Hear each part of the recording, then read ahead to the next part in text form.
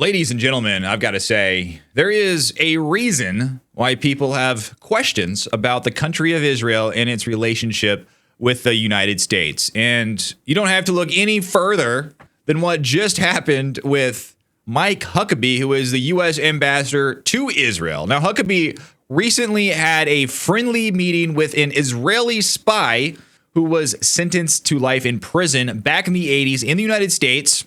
And he was later allowed to return to Israel. But this individual stole thousands, tens of thousands of top secret classified U.S. documents and sold them to Israel, who then passed them on to the Soviet Union. Yes, he sold these top secret classified documents for money. He sold them to Israel. He was paid money to betray the United States, just so we're clear. And this is the man who just had a friendly meeting, a little friendly powwow with Mike Huckabee, who is our ambassador to Israel. To me, this is one of the clearest examples of why people, especially young people, are asking questions about what's really going on. And it's very ironic when they do. They're immediately labeled bigots, smeared, dismissed as crazy, and told they shouldn't be asking these questions or criticizing this country. But take a listen to this. Arrested in 1985 and charged with spying for Israel. He did not do it for ideology, which is what he wants us to all believe. He did it for money. They paid him cash, just like the Soviets used to do with their spies, or the Chinese. He did it for cash. And he gave the Israeli government tens of thousands of pages of documents classified at the top secret level, not just run-of-the-mill secret CIA documents or confidential State Department documents, top secret military intelligence and NSA documents the Israelis gave to the Soviet Union in exchange for the Soviets then releasing Russian Jews to emigrate to Israel. So it's not just that he spied for Israel and Israel learned our secrets. Israel took those secrets and traded the secrets to the Soviet Union, our greatest enemy on the planet at the time. Wow. This is the guy that our ambassador is having a friendly get-together with, a little friendly powwow. The guy that sold the United States down the river to the Soviet Union, traded our secrets, our highly top secret classified documents, whatever they were, and gave them to Israel, who gave them to the Soviet Union. This is who Huckabee is meeting with and talking to in a friendly manner. Take a look at this. Huckabee held meeting at U.S. Embassy with American who spied for Israel. And this is another interesting little tidbit. This wasn't like an off-the-books meeting. This was secret. No one knew about it. Even some of our CIA headquarters and all that, they were shocked about it. They did not know this happened. Jonathan Pollard, who was convicted of espionage, said in an interview that the meeting, which was highly unusual for a U.S. diplomat to attend, had been friendly. Ambassador Mike Huckabee, President Trump's envoy to Israel, met at the United States Embassy in Jerusalem in July with Jonathan Pollard, an American who spent 30 years in prison for spying for Israel. The highly unusual meeting caught some U.S. officials by surprise and appeared to be a sharp break with years of precedent for American diplomats.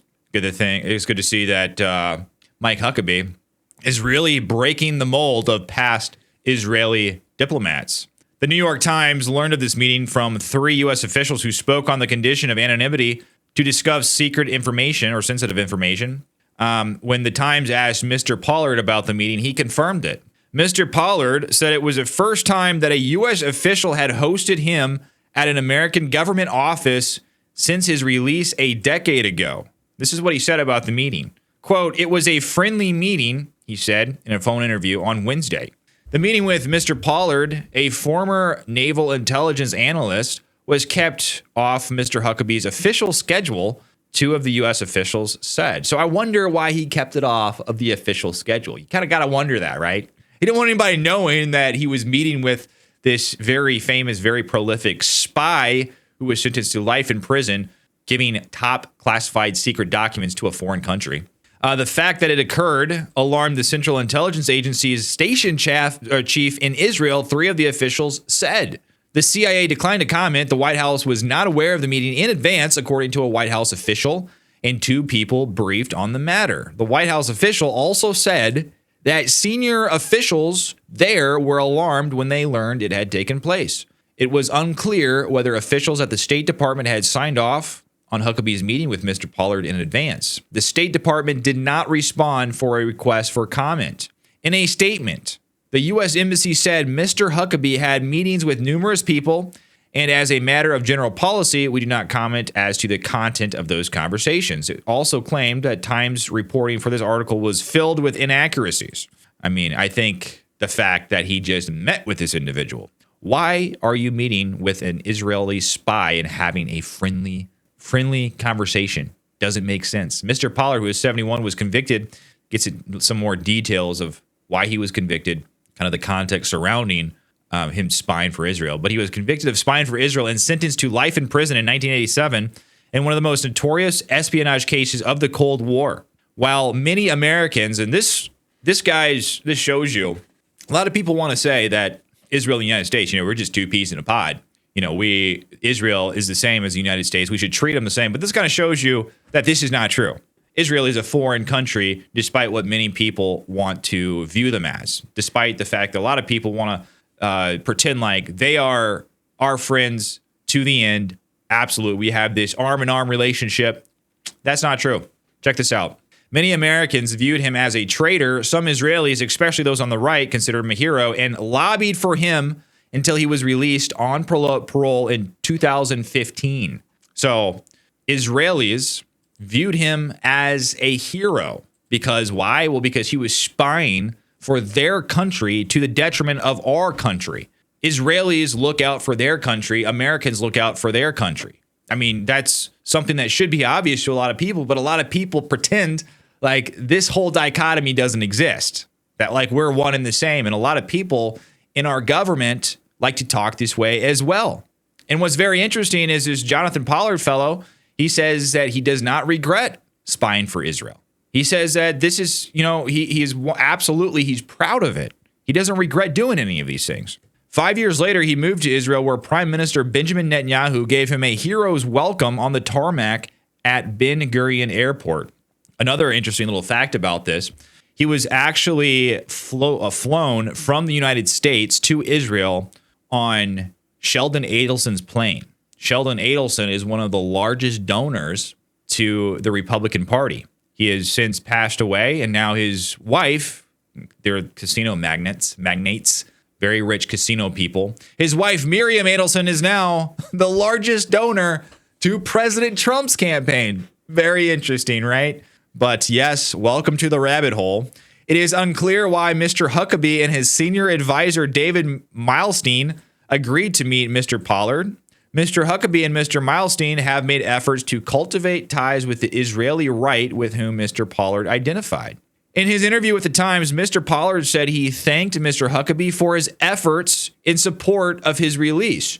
So Huckabee lobbied for this guy's release. Huckabee, this was one of his goals, is to have Jonathan Pollard released, a spy who traded our country's secrets for cash. It's mind-boggling, guys. It's mind-boggling that this is not being talked about on every single YouTube channel. Mr. Huckabee, a Republican former presidential candidate, called for Mr. Pollard to be freed more than a decade ago. Now, why would Mr. Pollard deserve to be free? He's a traitor. He backstabbed our country for his own country. Mr. Pollard also said there were, quote, a lot of things that came up in the conversation with the ambassador, but he declined to elaborate. Mr. Pollard said he did not regret spying for Israel, claiming the United States had cut Israel out of intelligence sharing. And he castigated Mr. Trump, calling him a madman who has literally sold us down the drain for Saudi gold. So imagine how rich this is. So believe it or not, Donald Trump was the one that eventually allowed his release to Israel. As I think egregious as that is, Trump was the one that did this. It was lobbied for by Mike Huckabee. Trump eventually allowed him to be released into Israel. And now Jonathan Pollard is criticizing and castigating Donald Trump. He is saying he's saying bad things about Trump, the man who released him into Israel, calling him a madman and saying that he has sold them down the drain for Saudi gold, which is ironic because he sold the United States down the drain for cash from Israel. and Israel passed those secrets onto the Soviet Union. So the irony is just hilarious here. And then what is this? A friend of Mike Huckabee's meeting with him? What, did he have a beer with him or something? What's going on? Mr. Trump said on Tuesday that the United States would sell F-35 fighter jets to Saudi Arabia, a move that came despite concerns raised by Israeli officials. Mr. Pollard recently said he planned to run for the Knesset, Israel's parliament. In an interview with the Jerusalem Post in August, he advocated for annexing Gaza and repopulating the territory with Israeli settlers. Mr. Pollard's case was long a point of friction between the United States and Israel between 1984 and 1985. Mr. Pollard gave a range of classified documents to Israel. Caspar Weinberger, the Secretary of Defense when Mr. Pollard was arrested in 1985, wrote that Mr. Pollard had handed over so many documents that they could fill a space 6 foot by 6 foot by 10 foot, like a warehouse. That's how many documents this guy handed over to Israel. His actions, Mr. Weinberger said, compromised U.S. intelligence sources and risked endangering American forces deployed around the world. The defendant has substantially harmed the United States, he wrote. In November 2015, Pollard was released on parole from a federal penitentiary in North Carolina, but he was not permitted to travel outside of the United States. 5 years later, at the end of President Trump's first term, the Justice Department declined to extend his parole restrictions, and he moved to Israel, which had granted him citizenship while he was incarcerated. At that time, the Justice Department's demurral was seen as a gesture from Mr. Trump to Mr. Netanyahu. So you see, I mean, come on, guys. Like, people see this stuff happening. People see a traitor to the United States allowed to go home to his home country and receive a hero's welcome, and we're not allowed to ask questions. We're not allowed to ask why this country receives special treatment, why our congressmen and women can go into the House of Representatives, the Senate floor, our congressional building, and say that they stand with Israel and fly Israeli flags everywhere, and we're not supposed to. There is nothing odd about that. I think it's perfectly normal to ask questions about this kind of stuff. Mr. Trump also pardoned Aviam Sella, a former Israeli Air Force officer who recruited and handled Mr. Pollard, though Mr. Sella was not extradited to the United States. Former U.S. officials took issue with Mr. Huckabee's decision. Why would the American representative in the state of Israel want to meet with Jonathan Pollard? It just defies any kind of logic. And this is the guy that served as U.S. ambassador to Israel from 2001 to 2005. So apparently it never crossed his mind to meet with an Israeli spy. But for some reason, this is something that Mike Huckabee wanted to do. He felt like this was a good idea. Or maybe he just wanted to hang out with the bros. He just wanted to hang out with the boys, his Israeli spy buddy, and just kind of shoot the shit. Well, Mr. Kurtzer acknowledged Mr. Pollard had paid a heavy price for his actions. He said there was no reason to rehabilitate him. Meeting Mr. Pollard is not the first time Mr. Huckabee has lent the prestige of his office to controversial figures. In June, 5 Western countries imposed sanctions on Bezalel Smotrich and Itamar Ben-Gvir, far-right Israeli ministers, accusing them of inciting violence against Palestinians. Mr. Huckabee responded by hosting them in his office and denouncing the sanctions. Mr. Pollard is the only American on record who has been sentenced to life in prison for spying for an ally. His supporters say, and this is interesting, ally here, spying for an ally. If we have spies in our midst, countries that are not our own, I don't consider that an ally. I consider that an enemy, okay? I consider that maybe not directly an enemy, but definitely not an ally. His supporters say they believe that his punishment was too harsh, but those who backed the tough sentence argued that it was warranted because he had caused serious damage to U.S. interests. In his interview with the Jerusalem Post, Mr. Pollard declared his loyalty was to the land of Israel and the people of Israel without exception. Yes, we need more of these types of people in the United States, but who say that their loyalty is to the land of the United States and to the people of the United States without exception. That is what we need in the United States. But because I think there's too many people in our Congress, in our government in general, who want to proclaim that, I stand with Israel. It's like, no, I don't stand with Israel. You know what I stand for? I stand with the United States of America. That's what I want to see in our government. That's what I want to see in the people of the United States. Some of these people who have been I believe, massaged into thinking this foreign country is somehow, just skipping down the road with us, just having a good old time. It's not like that. It's not like that. You could see it with this man, Jonathan Pollard. I stand, or the land of Israel and the people of Israel without exception. Interesting. Quote, just as certain members of the Trump administration professed America First doctrine, I wholeheartedly embrace an Israel First doctrine, and I went to jail for that for 30 years. Man, we need patriots like that in the United States. Something else that Pollard talked about, he claimed that Jews will always have dual loyalty, whether they know it or not. This is out of the Times of Israel. Convicted spy laments U.S. Jews see themselves as more American than Jewish, suggests he'd counsel Jew working in American security apparatus to spy for Israel even now. So even after he's caught, he does his time, he moves to Israel, he gets his hero's welcome. Now he wants to create a spy school for other Jews to spy in the United States. Are you kidding me? He says American Jewry has one major problem. They consider themselves more American than they do Jews. Asked how he felt about being accused by U.S. Jews of having dual loyalties, Pollard did not take issue with the title. Quote, if you don't like the accusation of double loyalty, then go the F home, he said bluntly.